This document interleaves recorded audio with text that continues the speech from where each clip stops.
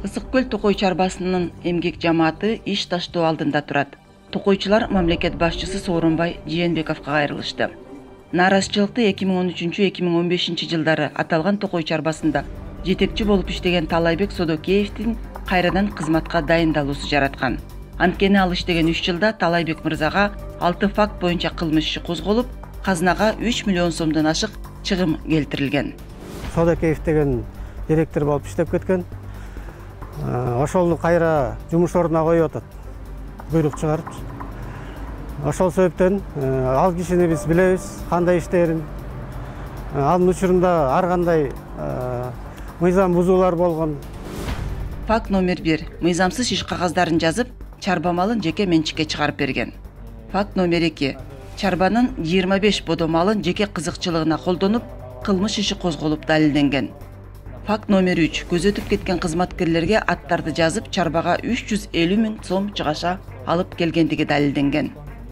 4-нчү факт. Кызыл китепке кирген Тяньшань карагайынын 208 түбүн 20 000 кайын кыйдырып сатып жиберген. 5-нчи факт. Талайбек Содокеев иштеген мезгилде эсеп палатасы текшерип, 2 миллион 340 000 сом чарба казынасынан кем болуп чыккан. Кылмыш иши козголуп, сот өкүмү чыккан. 6-нчы факт. Ушул күнгө чейин сот өкүмдөрүн аткарбай, кайрадан кызматка отуруу аракетин көрүп келет. Ошондо бир ооздон баары тең чогуу иштеше албайбыз. Бул адам менен иштешкенбиз. Эми ошол убагында ар кандай кыйынчылыктар болгон, иш жылган эмес деген маселе менен бүт каршы да. Жок, мен далилдеп берейин да. Мен далилдеп берейин. Биз далилдеп беребиз да. Далилдегенде биринө турса, далилдегенде отчетторуңузда жанакы миллион самовольный турат го силердин учурда, силер директор болуп турган учурда.